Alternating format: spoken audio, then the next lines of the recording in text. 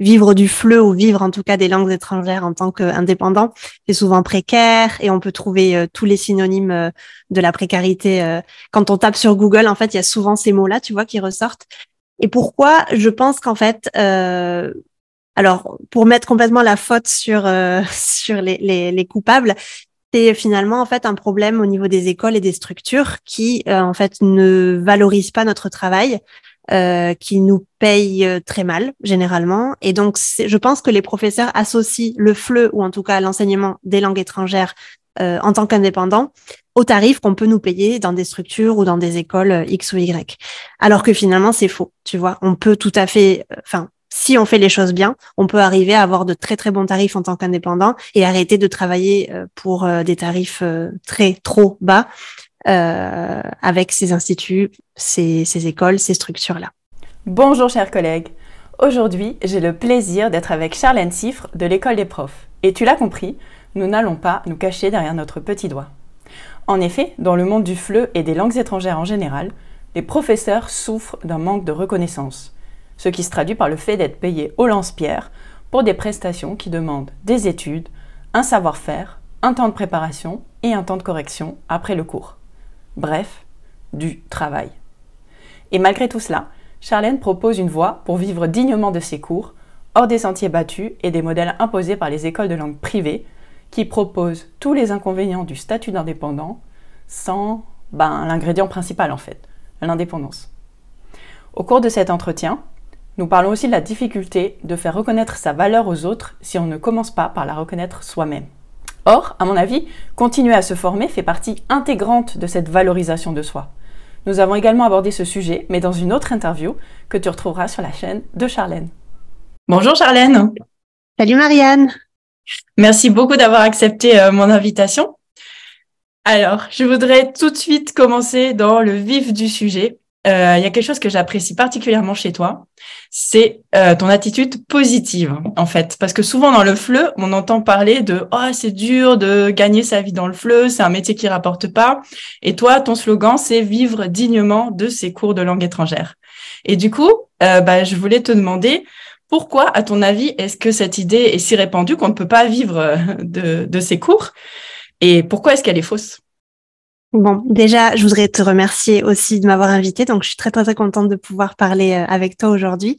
Et pour répondre à ta question, et je pense en fait, tu vois que c'est très, très vrai ce que tu dis. On a souvent cette association d'idées du vivre du FLE ou vivre en tout cas des langues étrangères en tant qu'indépendant. C'est souvent précaire et on peut trouver tous les synonymes de la précarité. Quand on tape sur Google, en fait, il y a souvent ces mots-là, tu vois, qui ressortent.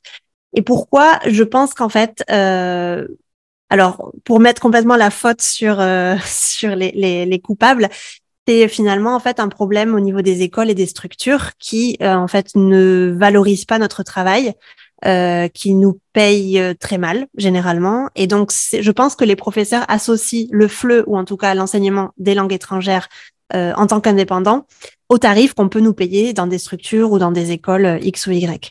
Alors que finalement c'est faux, tu vois. On peut tout à fait, si on fait les choses bien, on peut arriver à avoir de très très bons tarifs en tant qu'indépendant et arrêter de travailler pour des tarifs trop bas avec ces instituts, ces écoles, ces structures-là.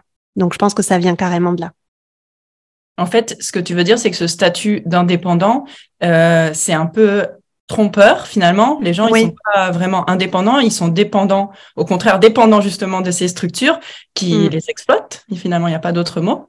Oui, on peut dire ça. Les apprenants, eux, ils sont prêts à payer pour ça. Pardon. Généralement, les apprenants sont prêts à payer, exactement. Et puis, on a souvent aussi, tu sais, le côté, quand tu es prof de FLE à l'étranger, je vais parler de mon expérience parce que c'est la mienne et les professeurs que j'accompagne sont souvent à l'étranger.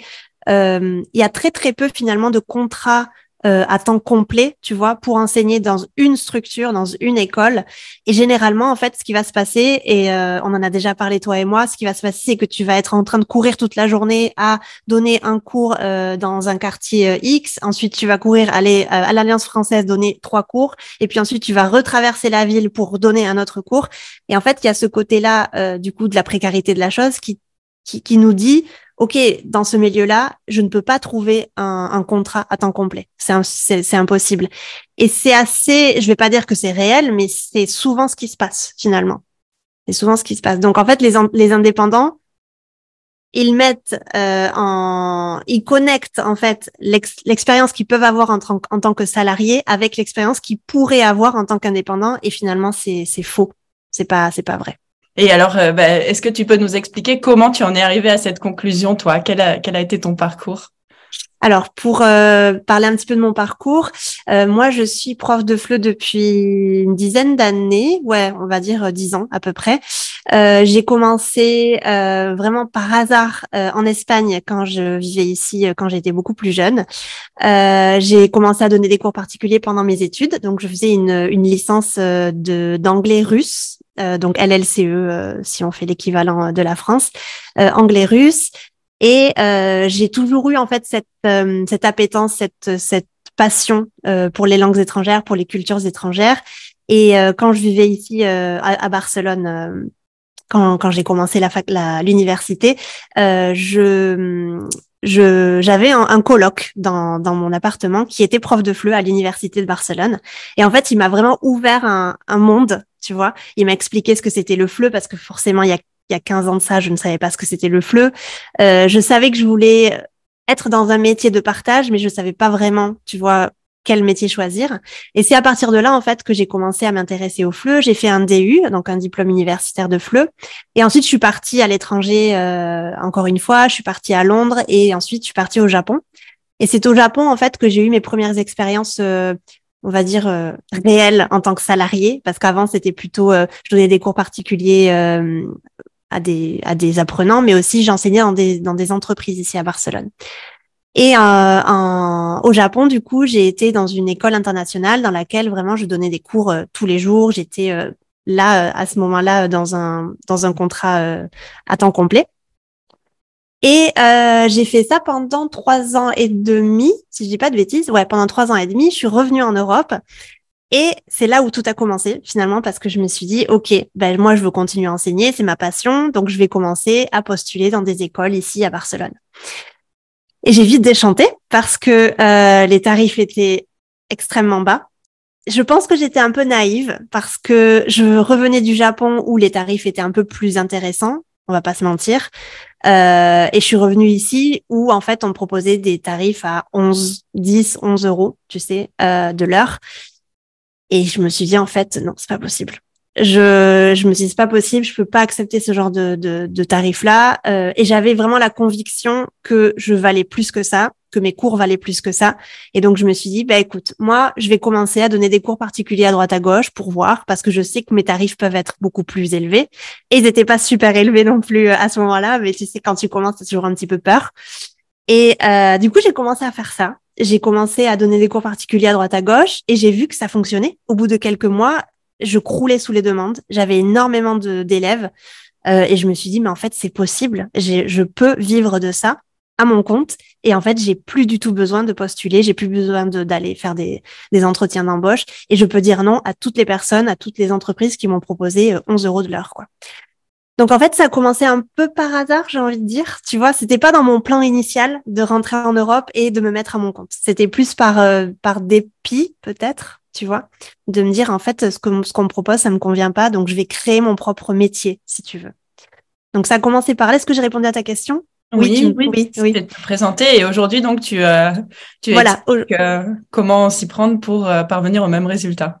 Exactement. En fait, comme je disais tout à l'heure, j'ai commencé à donner des cours particuliers. J'ai aussi recommencé à donner des cours en entreprise ici à Barcelone et j'ai vu que ça fonctionnait très bien et je me suis dit, bah ok, je vais monter mon école de langue en ligne. Donc j'ai commencé à faire ça. Ça a très très bien marché. J'ai commencé à déléguer. J'avais des professeurs dans mon équipe, etc. Et à la rentrée 2020, donc il y a 2 ans et demi de ça à peu près, en septembre, je me suis dit, j'ai envie d'une nouvelle chose, j'ai envie d'un nouveau défi. Et je sais qu'il y a beaucoup de professeurs qui veulent faire comme moi et je vais les accompagner, je vais les aider, je vais leur montrer comment moi j'ai fait parce que c'est possible et je vais leur montrer que c'est possible et la façon dont c'est possible. Donc, j'ai commencé à faire ça et j'ai lancé du coup l'école des profs, qui est ma formation signature, qui aide les professeurs à se lancer en tant qu'indépendants et, comme tu l'as dit tout à l'heure, à vivre dignement de leurs cours en ligne. Voilà pour mon parcours. Oui, oui, c'est très intéressant. C'est vrai que c'est quelque chose qu'on retrouve souvent dans les parcours de professeurs de français langue étrangère. Il y a le hasard heureux qui fait que tout d'un coup la vocation se révèle. Ah tiens, je vais enseigner les langues étrangères. Et en fait, la plupart des profs sont passionnés. Alors c'est vraiment un hasard heureux dans lequel on s'est découvert une passion. Et il y a aussi cette découverte. Comme tu disais, c'est une désillusion Oui. très dur du monde du français langue étrangère dans les écoles, dans les institutions. Effectivement, ce que les écoles sont prêtes à te payer. À Berlin, en fait, quand je suis arrivée, mais c'était pareil, c'était il y a 10 ans, il y avait les mêmes genres de tarifs. Ouais. C'était aussi 11 euros l'heure de cours.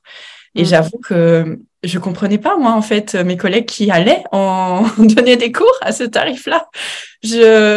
Enfin, c'est vrai que ça a toujours été un mystère pour moi à ce niveau-là. Et Pareil pour moi.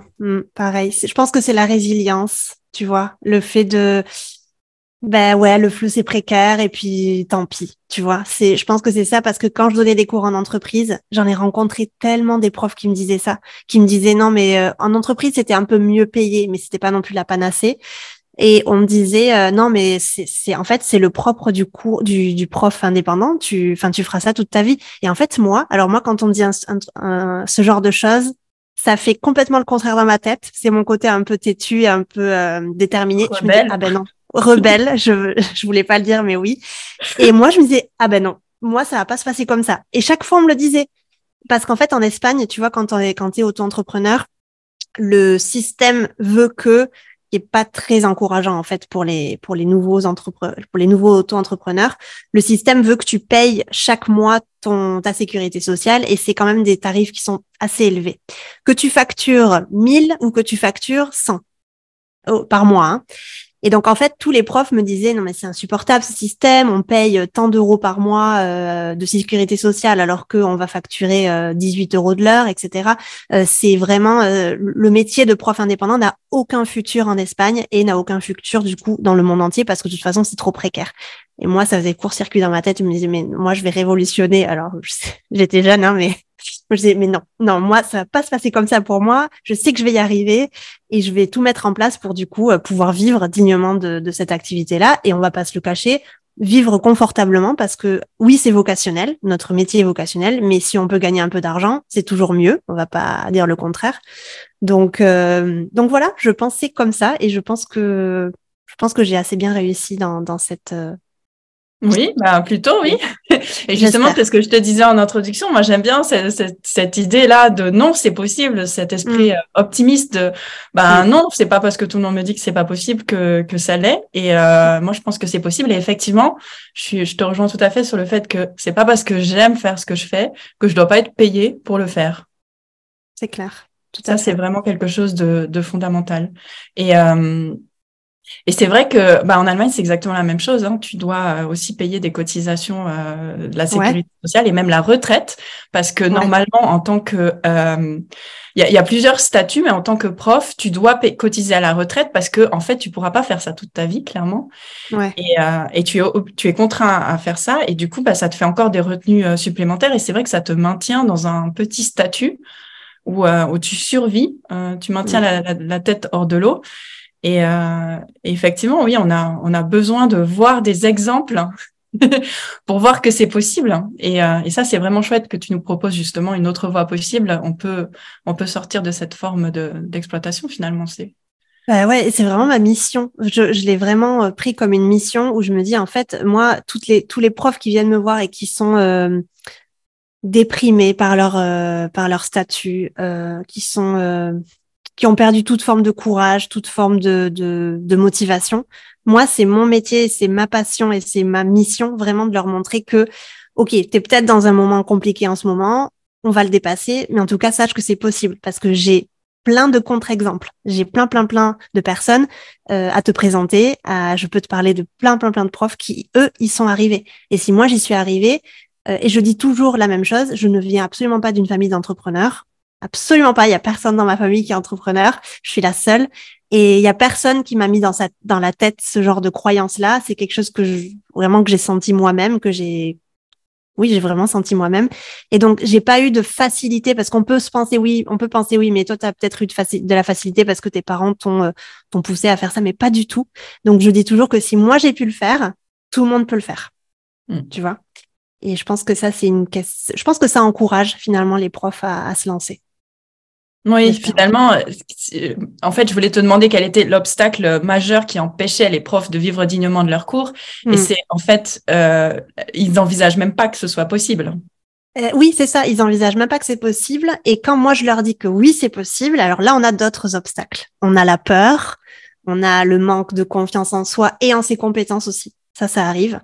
Et puis, on a aussi le mindset qui, je pense, n'est pas au rendez-vous. Tu vois, quand tu te lances, l'état d'esprit du prof qui, du coup, va se comporter comme un prof salarié, mais qui va pas avoir toute la démarche et toute la façon d'être de l'entrepreneur. Et ça, je pense que c'est un obstacle et il faut le travailler et c'est tout à fait travaillable. C'est pas quelque chose d'impossible à avoir. Mais je pense que la peur et le manque de confiance, pour moi, en tout cas, ce sont les deux gros obstacles quand ils ont la conscience que c'est possible de se lancer à leur compte et qu'il est possible d'en vivre. Oui, donc il faut vraiment, c'est une véritable transformation finalement. Il faut changer de vision des choses et se former aussi. Complètement. Et puis tu sais, j'ai l'impression, je rapporte ici des propos, mais on me dit souvent à l'intérieur de ma formation, l'école des profs, que les profs vivent une réelle transformation, tu l'as dit toi-même, et qu'ils rentrent à l'école des profs en étant X personnes et ils en ressortent en étant une autre personne, avec beaucoup plus de confiance en eux, avec des peurs qui sont beaucoup plus minimes, du coup, et avec un réel guide et un réel plan pour le futur, tu vois. Et moi, c'est vraiment ce que je voulais mettre en place avec l'école des profs. C'était vraiment une transformation. Et c'est pour ça que je les accompagne pendant une année entière, tu vois, parce que je veux vraiment les prendre d'un état et leur permettre d'éclore un petit peu, tu vois, en tant que professionnel. Et ça, pour moi, c'est le plus important. Le côté accompagnement, le côté soutien, le côté communauté, je pense que c'est un réel bienfait, un réel bénéfice dans ma formation. Et je pense que ça les aide énormément à aller plus loin, à avoir du courage, parce que dès qu'il y a un moment un peu, tu sais, quand tu es entrepreneur, il y a toujours des moments où tu vas avoir des doutes. Tu vas penser que ce que tu fais, c'est nul. C'est normal, c'est le propre de l'humain, hein, on est tous comme ça. Et le fait de faire partie d'une communauté, je pense que c'est quelque chose qui est vraiment, vraiment chouette parce que ça les aide, tu vois, à se dire, OK, j'ai peut-être une mauvaise journée aujourd'hui, mais ça va aller. Ça va aller, je reprends confiance en moi et je reprends confiance en mon projet. Oui, ça c'est vrai que l'idée de communauté, moi c'était un peu, j'avais pas mal de soucis à ce niveau-là. À l'Institut français, j'avais essayé aussi de motiver des collègues à monter quelque chose à plusieurs, parce que je voulais justement pour diminuer la peur, je m'étais dit on va se mettre à plusieurs. Ouais. C'était effectivement, ils n'avaient pas la même vision des choses et ça c'était assez compliqué. C'était assez, enfin voilà, je n'avais pas la possibilité de les accompagner sur un an pour changer leur mindset effectivement C'est clair. effectivement, Puis la communauté, c'est le fait d'être ensemble, boost. d'être à plusieurs, c'est un gros plus. C'est un gros plus. Et puis, on n'en parle pas beaucoup parce que moi, c'est vrai que j'ai jamais ressenti ça. Mais il y a beaucoup de profs qui me disent qu'ils se sentent extrêmement seuls, tu vois, qu'ils se sentent extrêmement isolés. Ben, c'était ça, en fait. Moi, je me sentais vraiment seule et isolée. Et justement, en fait, je voulais te demander, mais alors, qu'est-ce qui peut pousser ces profs-là, donc mes collègues de l'Institut français, qu'est-ce qui peut justement les motiver? Comme tu disais toi-même, ils n'ont pas encore ce mindset quand ils arrivent et qu'ils te rejoignent. Qu'est-ce qui les pousse à vouloir vivre, à vouloir se mettre à leur compte? Est-ce qu'il y a de bonnes et de mauvaises raisons de choisir cette voie? Est-ce que c'est pour tout le monde finalement? Très bonne question. Je pense que ce qui nous pousse généralement à nous lancer, enfin, il va y avoir forcément énormément de raisons parce que chaque personne est un monde et toutes les personnes ont une raison propre à elles et quelquefois c'est des raisons conscientes et quelquefois c'est des raisons inconscientes, tu vois. Mais ce que je pourrais te dire, parce qu'après avoir accompagné plus de 150 profs, j'ai peut-être un éventail assez clair pour moi. Généralement, c'est l'envie de liberté. Je sais que c'est un peu bateau, mais c'est ça, c'est l'envie de liberté. Et j'ai envie de dire aussi l'envie de voyager, parce que généralement, les profs de FLE, on a à peu près tous ce point en commun là, c'est que on aime voyager, on aime le contact avec les langues étrangères, avec les cultures étrangères. Pas la majorité, mais la moitié des profs que j'accompagne vivent à l'étranger aussi. Donc, il y a vraiment cet aspect liberté, tu vois. Forcément, quand tu travailles dans une école, t'as pas cet aspect liberté. Tu travailles des fois le samedi, tu travailles souvent jusqu'à tard le soir. Moi, au Japon, j'avais des cours des fois jusqu'à 21h.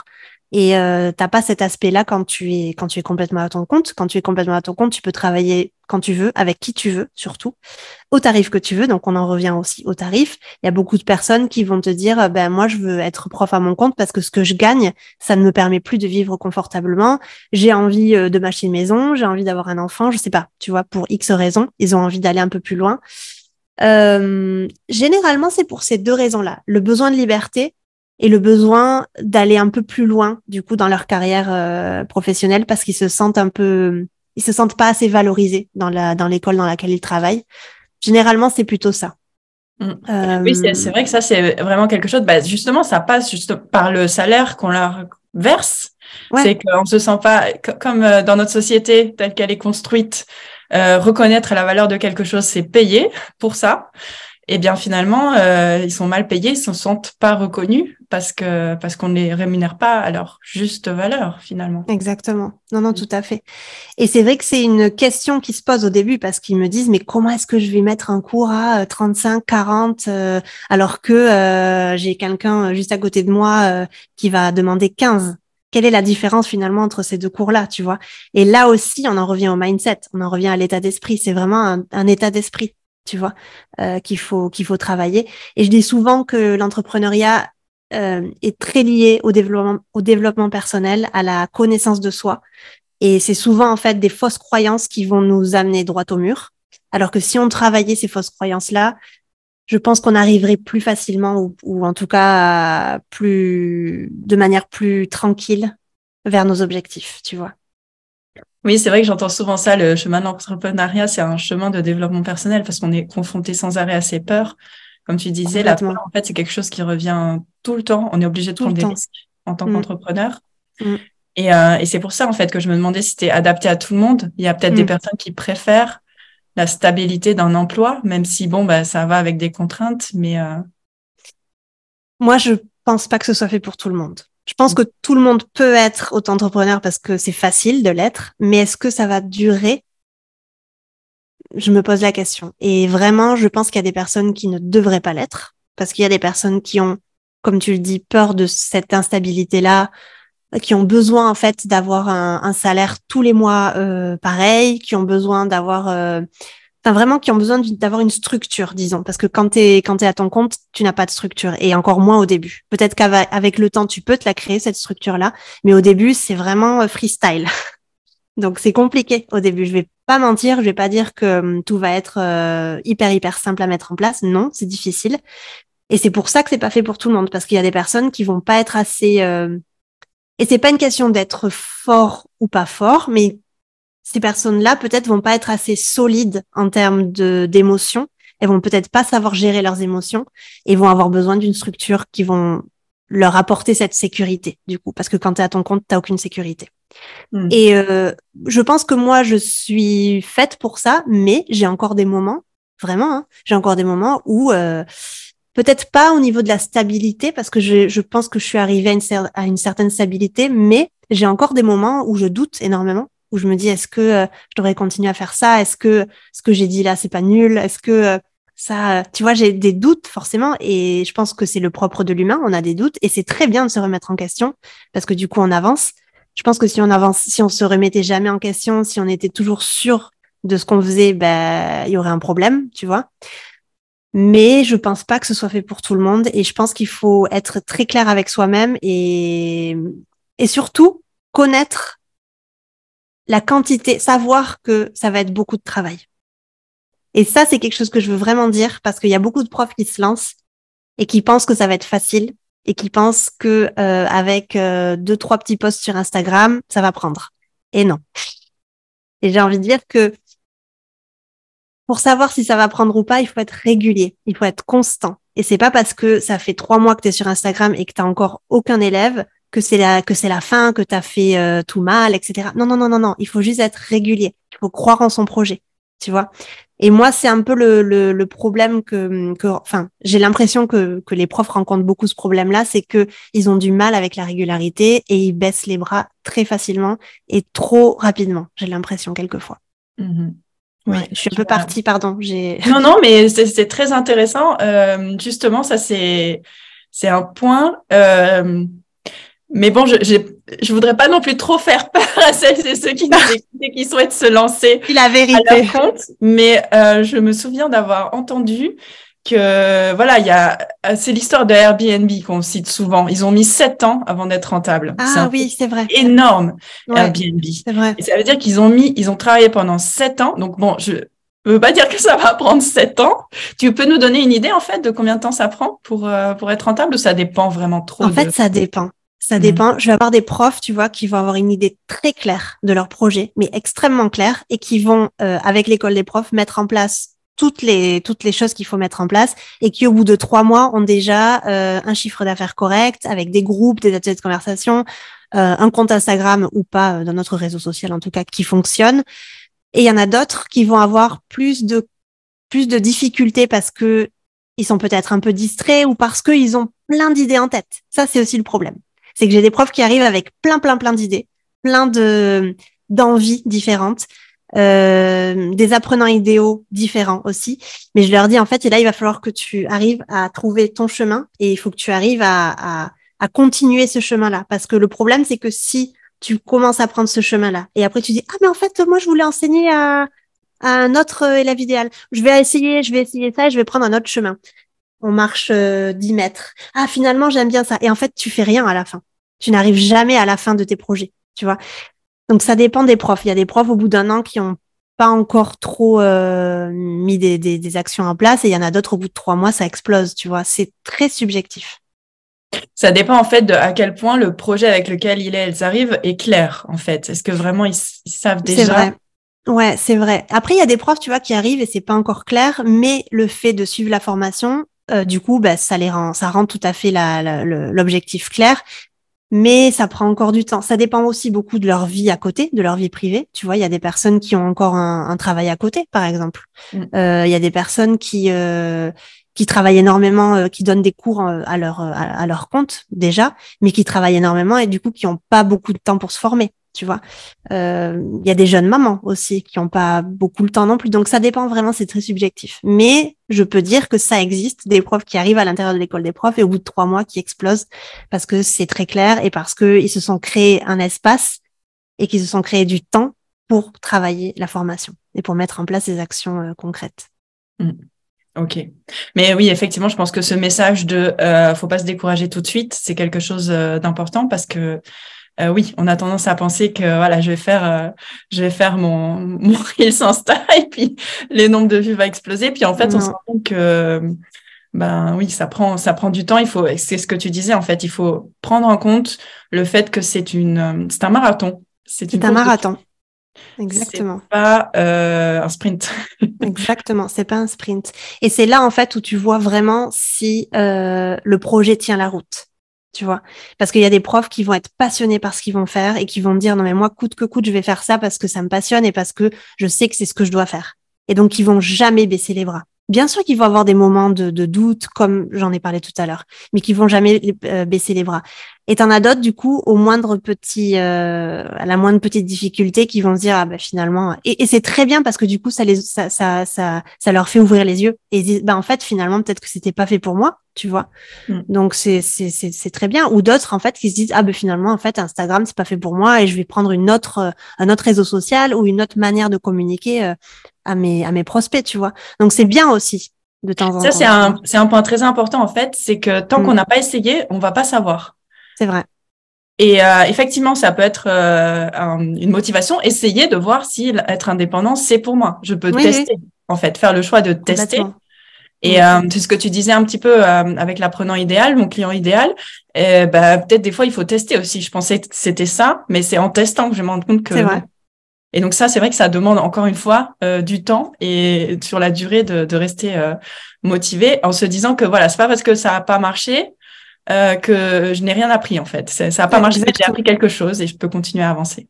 Exactement. Et tu vois, par exemple, pour rebondir sur ça, le premier module de l'école des profs, il est vraiment très axé du coup apprenant idéal. Et il y a des profs qui arrivent à l'intérieur de l'école des profs avec une idée très claire, comme j'en ai parlé tout à l'heure. Mais quand elles font quand elles regardent les vidéos du module 1 et qu'elles mettent en place les actions, donc par exemple, il y a une partie d'interview, il y a une partie où toi, tu dois aller sur le terrain. Tu dois aller chercher ces personnes-là pour leur poser des questions et pour voir si ton projet il tient la route. Ces personnes-là vont se mettre en contact avec leur apprenant idéal, se rendre compte finalement que ça les stimule pas énormément, tu vois, et me disent bah finalement c'est super parce que bah, j'ai pas perdu mon temps. Donc je vais choisir un autre élève idéal. Et c'est pour ça en fait, comme tu dis, qu'il faut essayer, il faut aller sur le terrain. Et il faut pas non plus avoir des idées préconçues à se dire ah ben mon élève idéal il veut ça, il a besoin de ça, ça. Non, tant que tu n'es pas allé sur le terrain, tant que tu n'es pas allé à sa rencontre à cette personne, tu ne peux pas savoir exactement ce dont il a besoin. Donc c'est très intéressant en fait de mettre en place des choses pour te rendre compte si oui ou non finalement ça tient la route ou pas, tu vois. Ouais. Donc finalement en fait tout ce qu'on est en train de dire c'est un nouveau métier qu'il faut apprendre quasiment quand on se lance à ça. Exactement. Ça, c'est sûr. Je dis toujours que on peut être d'excellents professionnels, d'excellents enseignants, d'excellents professeurs, mais le nouveau métier, c'est que aussi il faut être un très bon communicant. Il faut connaître la communication, il faut savoir vendre ses cours, donc ça passe par le marketing. Et c'est là aussi, je trouve, un obstacle et souvent le problème des professeurs qui se lancent parce qu'ils pensent qu'en étant bons professeurs, ils sauront vendre leurs cours sans aucun problème et que ces cours-là vont se vendre comme des petits pains. Ah, mais l'erreur cardinale, mon produit est bon, il va se vendre tout seul. Exact. Et non, je suis désolée, mais non. Et c'est pour ça, en fait, que je mets un gros point d'honneur, tu vois, à la vente, au marketing, à la communication. Et c'est souvent, en fait, ce que détestent les profs. Ils me disent, mais moi, je déteste ça. Ben ouais, mais il va falloir que tu apprennes. Ou alors, tu as beaucoup de budget et du coup, bah, tu délègues. Tu vois, c'est où tu as du temps pour apprendre ou tu as de l'argent pour le déléguer. Et en fait, les profs, il faut qu'ils apprennent à vendre leurs cours. Malheureusement, ça passe par là. C'était vraiment marrant que tu me dises ils détestent ça. En fait, moi, je trouvais, justement, en lisant tes publications sur Insta, à chaque fois, je suis bluffée par le nombre de parallèles qu'il y a entre l'enseignement et le marketing. Parce que finalement, Mais oui, définir ton client idéal, ben, en tant que prof, c'est quand même important de connaître les besoins de son apprenant, de complètement. savoir, tu parles justement, faut lui parler d'émotions, faut se mettre à sa place et son ressenti. C'est cardinal de se mettre à la place de son apprenant pour savoir ce qu'il ressent, finalement. Complètement. Complètement. Et je dis souvent, tu sais, que enseigner, c'est savoir vendre finalement. Parce qu'une fois que toi, tu as acquis une notion, par exemple, allez, ben, aujourd'hui, ben, cette semaine, c'est l'intro au subjonctif présent. Tu vois, si toi-même, en tant que professeur, tu comprends pas comment enseigner le subjonctif présent, ça va être compliqué. Du coup, tes apprenants vont pas savoir, vont être complètement perdus et vont pas savoir comment utiliser ce temps-là, qui est assez important en français. Du coup, si tu ne sais pas comment expliquer ça, tu ne sauras pas comment transmettre ton savoir. Et au même terme de tes cours, au même terme de ton entreprise, si tu es pas sûr, si tu n'es pas complètement convaincu que ton produit il va aider ton apprenant idéal, bah tu vas pas savoir le vendre finalement, tu vois. Mais si toi-même t'es convaincu, si toi-même tu as compris ce que tu veux vendre, tu vas le vendre très facilement. Regarde, là, depuis qu'on est en entretien, en Zoom, j'ai parlé de l'école des profs, je sais pas combien de fois. Mais c'est tellement naturel, tu vois, chez moi. C'est pas une question de je le fais parce que j'ai envie de vendre, c'est parce que c'est naturel, parce que je sais que mon produit, il aide les professeurs. Et parce que je suis convaincue de la nécessité, en fait, de ce produit-là. Tu vois ce que je veux dire? Donc, Oui. si toi, tu n'es pas convaincu toi-même de ton produit, de tes compétences, ben, l'apprenant en face, en fait, il va pas avoir du coup l'envie, tu vois, d'aller plus loin avec toi. Oui, finalement, ça revient à ce qu'on disait dans l'entretien qu'on publie sur ta chaîne. En fait, c'est l'apprenant. Tu dois arriver à convaincre ton apprenant de la valeur du savoir. Donc, si toi, tu n'en es pas convaincu, tu vas pas arriver à le convaincre. En fait, quand tu as choisi d'être prof, c'est que forcément, tu as pensé que ce que tu enseignes avait de la valeur. Et finalement, en fait, le problème, c'est que les profs, ils voient sans doute le marketing comme le fait de vendre. Ils voient ça comme marchand de tapis. Alors qu'en réalité, c'est expliquer la valeur que représente ton cours, en fait. Qu'est-ce que ça peut apporter Exactement. comme valeur? Et finalement, oui, c'est cette erreur de penser que juste parce que le cours est bon, tout le monde va en parler. alors qu'en réalité, il faut expliquer. Ça me ramène en fait au style d'enseignement que je propose sur mon propre blog. Les styles d'enseignement, en fait, ils ont une posture, un style d'expert quand ils font ça. Ils y pensent que juste la soif de connaissance va suffire, que les gens vont être spontanément intéressés. Et c'est vrai que ce qui est intéressant dans ce test, donc moi aussi, je pense que Toi aussi, tu en parles beaucoup. quelque chose. Et d'ailleurs, sur le plan marketing, c'est très intéressant de définir son style parce que ça va permettre d'avoir justement plus d'idées sur quel est ton apprenant idéal, quel est ton client idéal, qu'est-ce qui fait ta spécificité. Et ça va te permettre de te démarquer de la concurrence aussi sur le plan marketing.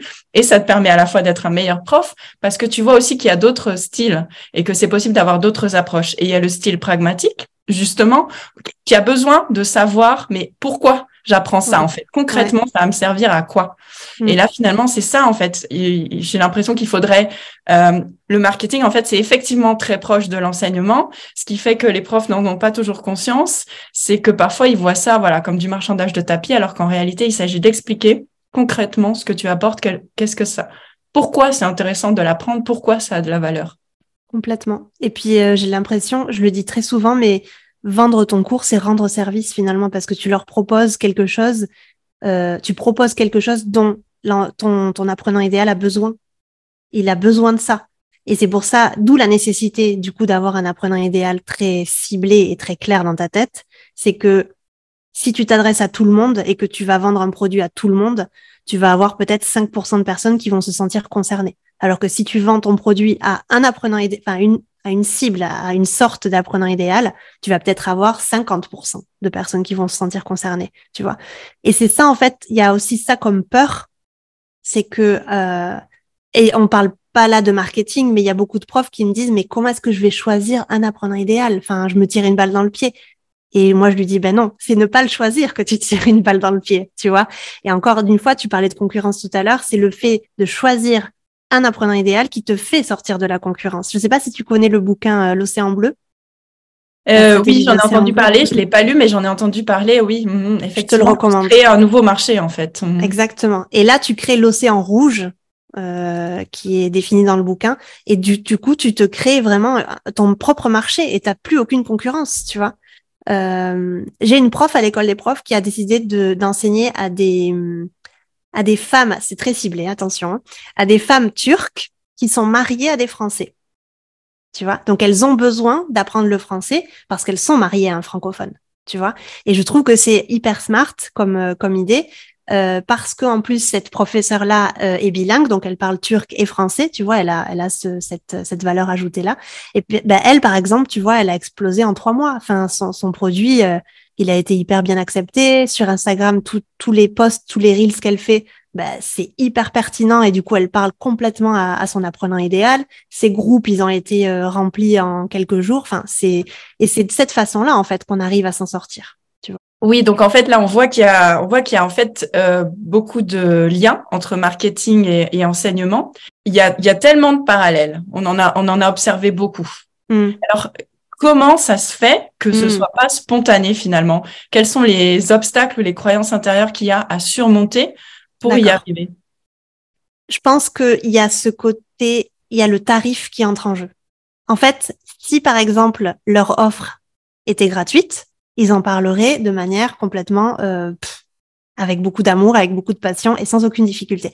Mais comme il y a un tarif et comme il y a un échange commercial, c'est là en fait le problème. Tu vois, c'est comment est-ce que moi je vais vendre quelque chose que j'ai fait avec beaucoup d'amour et dont par exemple je sais que mon élève idéal a besoin, et comment est-ce que je vais lui demander de me payer ça? C'est impossible, tu vois. Et donc encore une fois, c'est un travail à faire sur soi, un état d'esprit. Quand les profs sont vraiment 100% alignés et 100% OK avec le fait de se faire payer, tu vois, c'est là en fait où j'ai l'impression que le fait de vendre n'est plus un problème finalement. Parce que comme tu le disais, enseigner et vendre, pour moi, c'est vraiment très, très, très similaire. Mais le problème, c'est quand il y a un échange commercial derrière ça. Oui, donc c'est vraiment, c'est fascinant en fait. C'est les professeurs, ils ont vraiment du mal à vendre leur passion. C'est du mal Ouais. à se faire payer pour un truc Mm. qu'ils adorent faire, en fait. C'est cette Ouais. croyance de dire, bah, de toute façon, j'aime tellement faire ça, je le fais gratuitement, pourquoi je devrais recevoir? Oui, c'est vrai, tu as raison de dire ça. Et c'est souvent une phrase, la phrase que je dis souvent, et je pense qu'elle est très vraie, c'est que on a monté une entreprise, on n'a pas monté une association, tu vois. Et on peut très bien, parce que j'ai souvent des profs, tu vois, qui me disent, non, bah du coup, il a négocié mon cours, et ben je lui ai dit que ok, c'était pas un problème. Et puis, ah bah du coup, lui, il m'a payé un peu en retard. Bon, ben c'est pas grave. Non, si, c'est très grave. Si, c'est très grave parce que tu as une entreprise. Et en fait, c'est ça le problème, c'est que les profs ont du mal à se faire payer pour leur passion, comme tu le disais, et ils ont du mal à croire que ils ont créé une entreprise. Tu vois, Mm. ils ont du mal à se mettre dans le statut du chef d'entreprise, parce que finalement, c'est ça. Quand tu crées Oui. une entreprise, t'es le chef de ton entreprise, t'es le créateur de ton entreprise.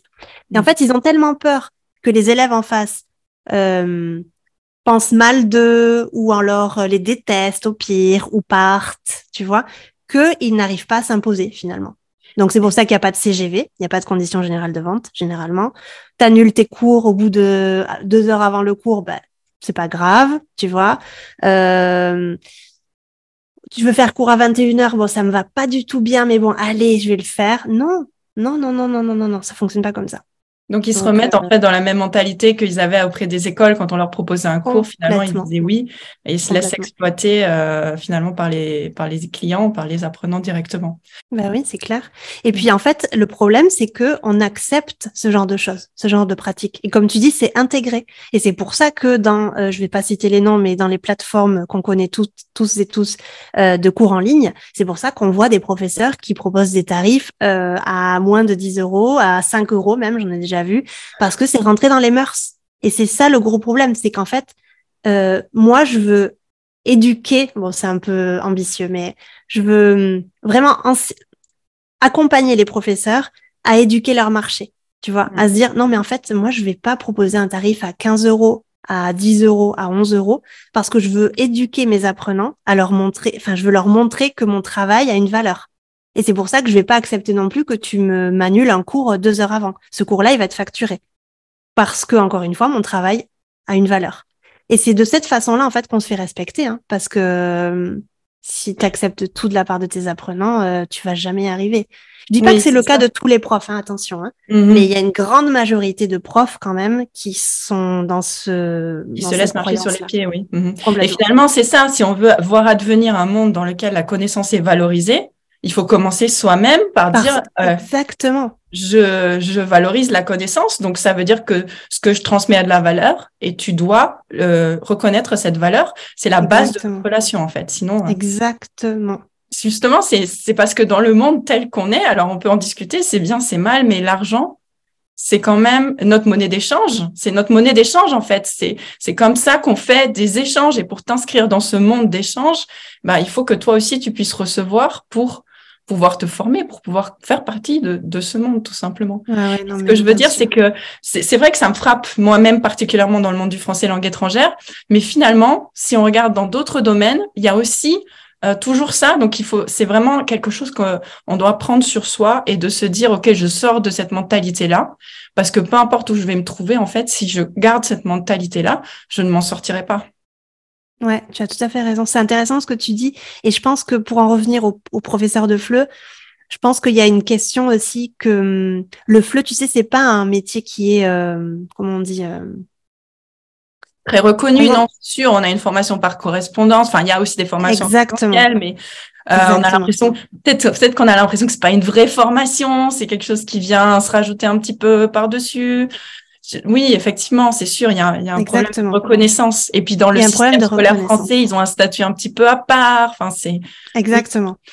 Contrairement, parce que j'aime bien faire la corrélation aux psychologues, par exemple, qui sont entourés et qui ont une vraie, ils font partie d'un collège des psychologues, etc. Tu sais, ils sont très, très structurés. Et je pense qu'en fait, les psychologues, ils n'ont pas de mal à proposer des tarifs qui soient, hauts, on va dire comme ça, parce que ça dépend des villes. Par exemple, moi, si je vais chez un psy à Paris, je vais payer beaucoup plus que chez un psy ici à Barcelone, par exemple. Tu vois, ça dépend aussi de là où ils vivent. Mais par exemple, je verrais mal un psy proposer un tarif à 20 euros. tu vois. Oui, mais je m'étais fait exactement la même réflexion en allant chez l'ostéopathe. Il a pas fait plus d'études que moi. Pareil. Et je paye 90 € son heure, Voilà. quoi. Donc, Voilà. je vais pas me faire Tu payer vois. moins, en fait. Il y a juste pas de raison. J'ai fait autant d'études que lui. Exactement. Et puis nous, on a une préparation à côté. L'ostéopathe, il va pas étudier ton corps juste avant que tu arrives, tu vois. Donc il y a Ouais. une vraie. Alors oui, ils sont très bien formés et il faut du coup monétiser ça, tu vois. Mais nous aussi, on doit être, enfin, on doit avoir on doit, Ben, comment nous dire, aussi, on a été formés. Nous aussi, on a fait on a des été études formés et et, c'est notre gagne-pain, quoi, tu vois. Donc pourquoi est-ce qu'on prendrait 11 € de l'heure, quoi, tu vois. Donc très oui, intéressant. ça c'est vrai que et justement on parle beaucoup du professeur, donc il y a cet aspect professeur, ce paradoxe de la société dans lequel on vit, dans lequel la connaissance et la formation est soi-disant valorisée, mais les gens qui la dispensent ne reçoivent pas la reconnaissance dont ils ont besoin. Mais il y a aussi, je trouve que ça parle très bien aux langues étrangères. C'est un peu la même chose, c'est un atout sur le CV, c'est génial et tout, mais en Ouais, fait, c'est quand vrai. il va s'agir de payer pour acquérir cette compétence, ah bah non, en fait, là, je vais faire... Enfin, Mm, mm. on Non, va non, payer des comptes et... c'est vraiment, je trouve que c'est vraiment pas logique et c'est à nous, en fait, vraiment, d'éduquer les autres. Moi, je pense qu'il y a aucune autre porte de sortie, hein. Enfin, c'est à nous à éduquer nos propres apprenants et à leur dire, ça se passera comme ça avec moi. Et moi, je vais faire ma partie du boulot. Tu vas être, enfin, tu vas avoir des bons résultats si tu suis ma méthode. Si on a un bon, si on fait une bonne équipe, tu vas avoir de bons résultats. Mais moi, en contrepartie, j'attends que tu me payes à l'heure, que tu arrives à l'heure, que tu n'annules pas tes cours, que tu signes mes conditions générales de vente quand on commence notre collaboration, etc., etc., etc. Donc, je pense que c'est donnant-donnant finalement. Et c'est vraiment, si toi-même, tu n'es pas sûr de ce que tu veux transmettre et ce que tu vaux en tant que professionnel, comment est-ce que tu veux que la personne en face puisse penser la même chose que toi finalement, tu vois? Enfin, c'est pas logique. Donc, c'est un travail à faire sur soi-même avant pour ensuite pouvoir éduquer les autres. En effet. Mm. Et alors, si maintenant, quelqu'un souhaite se mettre à son compte, tu l'as convaincu, il veut se mettre à son compte en indépendant. Et alors, du coup, quelles sont les ressources que tu leur proposes à ces profs qui sont prêts à se lancer? Où est-ce que ils peuvent se Alors, former? bah, forcément, j'ai ma formation à l'école des profs, qui est un accompagnement sur un an. Avant de rentrer à l'école des profs, je propose toujours aux profs de télécharger mon e-book, qui est un e-book de quelques pages. Il doit faire 8 pages, quelque chose comme ça, sur les 5 étapes en fait à avoir un petit peu en tête avant de se lancer en tant que prof indépendant. Regardez peut-être mes vidéos YouTube ou écouter mon podcast parce qu'il y a souvent des épisodes qui peuvent être intéressants pour eux. Et je t'ai préparé 2 livres aujourd'hui que j'aimerais bien montrer aux profs, que moi j'ai beaucoup aimé. Génial, j'adore les livres. C'est vrai? Oui, oui, c'est vrai. Oui, on en a parlé. Alors, ce livre que moi j'ai adoré, qui est le guide du copywriting, qui est vraiment génial parce que en fait, on a souvent la fausse croyance que ben, je me mets sur Instagram et ça va cartonner. Non, il faut être aussi, faut décorréler un petit peu les réseaux sociaux au succès. Et dès le début, de toute façon, moi je dis aux profs de se mettre, de créer une infolettre. Je vais pas utiliser le mot en anglais, de créer une infolettre pour être en contact du coup avec nos apprenants et pour essayer de pas être complètement dépendant des réseaux sociaux. Donc ça, c'est un super bouquin pour apprendre à écrire finalement, pour apprendre à faire du copywriting. Je le trouve génial. Il parle de pages de vente, d'infolettres, de sites web, de réseaux sociaux. Enfin, j'ai adoré ce bouquin-là. Et un autre bouquin aussi pour les personnes qui se lancent du coup dans l'entrepreneuriat et qui ne connaissent pas du tout les carcans du métier, c'est celui-ci qui s'appelle Freelance, l'aventure dont vous êtes le héros, qui est vraiment génial. Je trouve que c'est un peu la Bible de l'entrepreneur. Et même moi, en tout cas, même là au stade où je suis, des fois je l'ouvre, tu vois, et je regarde certaines choses et je me dis ah oui, ça c'est vrai que c'est important, etc. Donc ça c'est une petite pépite aussi. Et c'est le créateur du podcast Tribu Indé pour les personnes qui le connaissent. Voilà, donc tu mettras, j'imagine, dans la Voilà, je mettrai description. les liens dans la barre de description, volontiers, oui. Beaucoup, très très bon livre. Super, ben, merci beaucoup Charlène. Alors dis-moi, où est-ce qu'on peut te retrouver? Alors, vous pouvez me retrouver sur Instagram, Charlène_Cifre. Ensuite, mon site internet qui s'appelle l'écoledesprofs.com, tout simplement. Mon podcast qui s'appelle aussi l'école des profs sur les plateformes d'écoute type Spotify, Apple Podcast. Et j'ai une chaîne YouTube aussi. Vous tapez Charlène Cifre, pareil. ça sortira. Mais Marianne mettra tout en description, j'imagine. Et c'est tout. C'est déjà beaucoup. C'est déjà beaucoup, oui. En effet. Oui, en effet, je mettrai les liens vers tes réseaux pour te retrouver en barre de description. Merci. Merci beaucoup, Charlène, d'avoir accepté mon invitation. Avec grand plaisir. Et, de nous avoir rejoints sur Culture Fleu. C'était un plaisir. Merci beaucoup. Et si vous avez envie d'aller un peu plus loin, n'hésitez pas à aller me voir sur les réseaux et à discuter un petit peu de tout ça. Je suis très disponible, donc il n'y a pas de souci. Merci beaucoup pour votre écoute et merci Marianne, à toi de m'avoir invitée. Merci beaucoup, Charlène. À bientôt. À bientôt. J'espère que tu as appris des choses intéressantes dans cette interview. Dis-nous le point qui t'a marqué en commentaire. Si ce constat te parle, tu pourras aller faire un tour sur le site de Charlène, l'école des profs, écouter son podcast ou la suivre sur ses réseaux sociaux favoris. Je te mets tous les liens en description.